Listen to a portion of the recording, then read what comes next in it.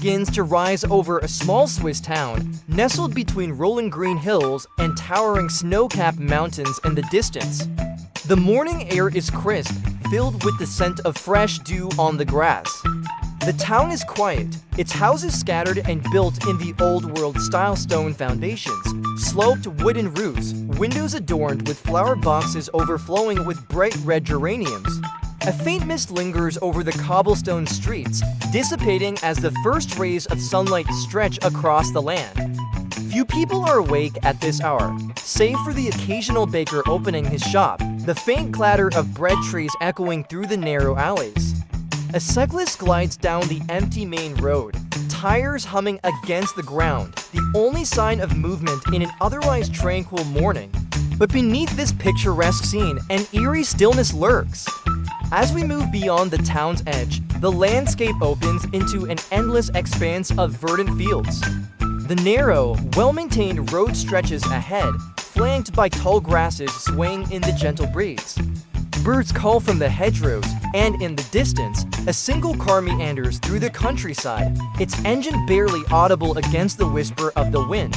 A lone figure on a bicycle emerges from the haze. His silhouette grows clearer as he approaches a man in his early 30s, dressed in a weathered coat and a leather satchel slung across his back. His expression is unreadable, his focus unbroken. He rides past a wooden signpost, its lettering faded by time, marking the way to the next town.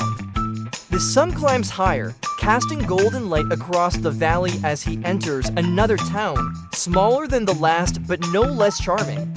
Here, the rooftops bear the weight of lingering snow, evidence of the previous night's cold. Smoke curls from chimneys, carrying the scent of burning wood and fresh pastries. The town square is modest, a central fountain surrounded by a few shops and an inn. Yet something feels off. The streets, though not deserted, are subdued. The usual morning chatter is replaced by hushed conversations, cautious glances exchanged between townsfolk. As the cyclist dismounts near a cafe, he catches a glimpse of a newspaper headline on a stand by the entrance. His brow furrows. He steps closer, his fingers tracing the damp edges of the paper. The front page reads, "Mysterious disappearances continue. Another traveler gone without a trace." He exhales slowly, eyes scanning the article beneath. A nervous cough from behind startles him. He turns to see an elderly man watching him, his gaze heavy with unspoken warning. "Not safe to travel alone," the old man mutters, before turning and vanishing into the cafe. The cyclist's grip tightens on the newspaper before he folds it and tucks it into his satchel. He takes one last glance around, then mounts his bike and pushes forward, out of the town, toward the open road once more. The landscape begins to shift. The gentle hills give way to rugged terrain, the temperature dropping slightly as he ascends into the higher elevations. Shadows stretch longer as the sun begins its descent. Clouds gather on the horizon, a creeping veil over the peaks ahead. As the cyclist pedals forward, the road begins to narrow, the countryside closing in around him. The towering peaks loom closer, their white caps glowing under the dimming afternoon light. He breathes deeply, his legs burning from the effort, yet he dares not stop. The uneasy feeling from the last town lingers in his mind, an unshakable weight pressing against his thoughts. The wind picks up, whispering through the trees that line the road. There are fewer houses here, just occasional wooden huts with their shutters closed tight. The air carries the scent of damp earth and pine, mingling with something faintly metallic. He glances around, his instincts prickling something is different. In the distance, a structure emerges from the mist. A railway station, small and seemingly abandoned. The platform is empty, the clock frozen at a time long past. He slows down, his tires crunching against scattered gravel as he stops beside the entrance. A wooden sign above the door reads, "Bergdorf Station."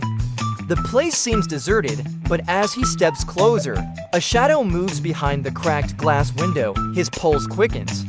He hesitates before pushing the door open, the old hinges groaning in protest. Inside, dust covers the benches, the ticket booth unmanned.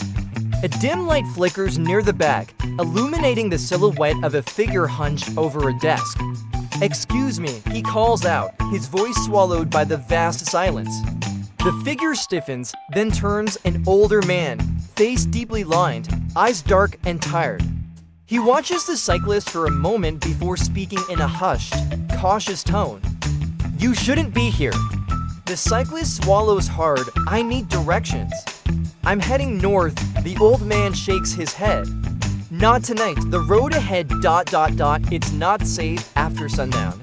A chill runs down the cyclist's spine. "Why? What happens?" The old man exhales, as if debating whether to say more. Then, with a glance toward the foggy window, he mutters, "People disappear." The cyclist grips the strap of his satchel.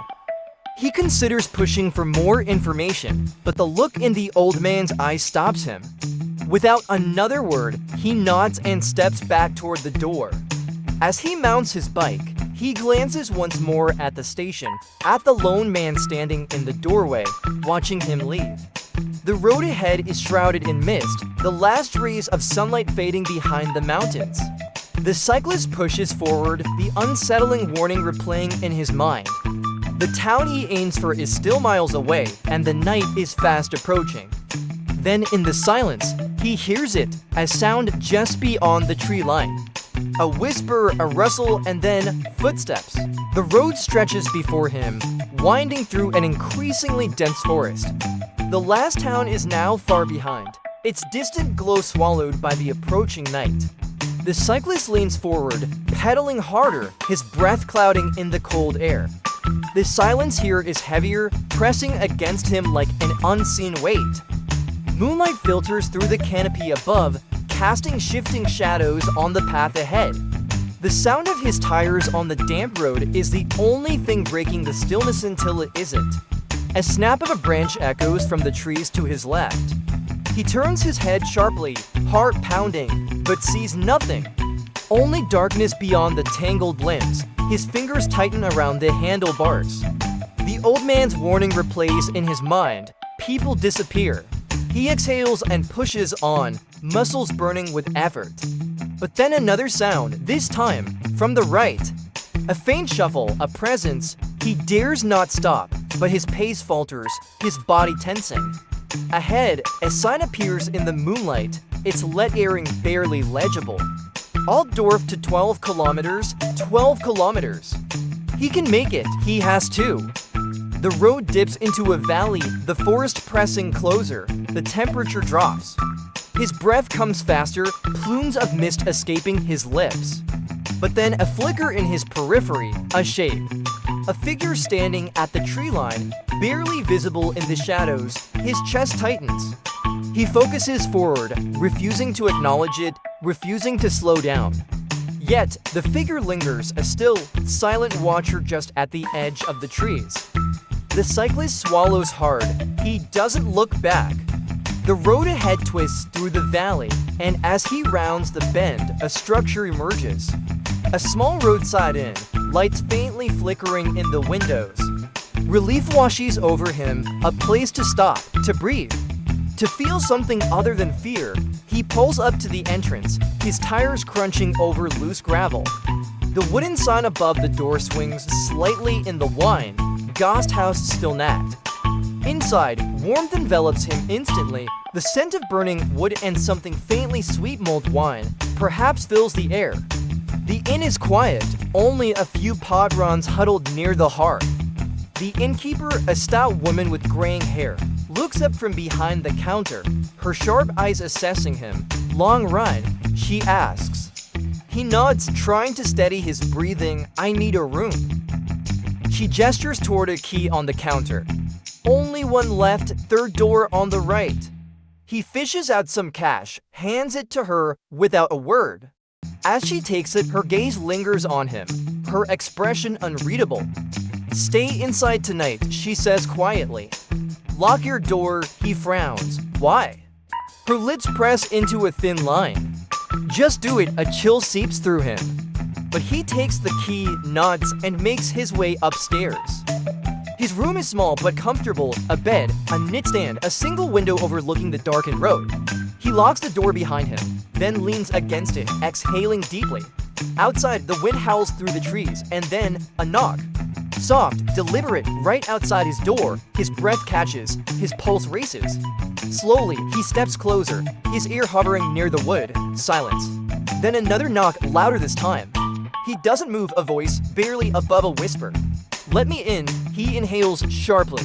The voice is unfamiliar, unearthly. He backs away from the door. The knock comes again, then again, more urgent. The handle rattles and then silence. Long, heavy, unsettling.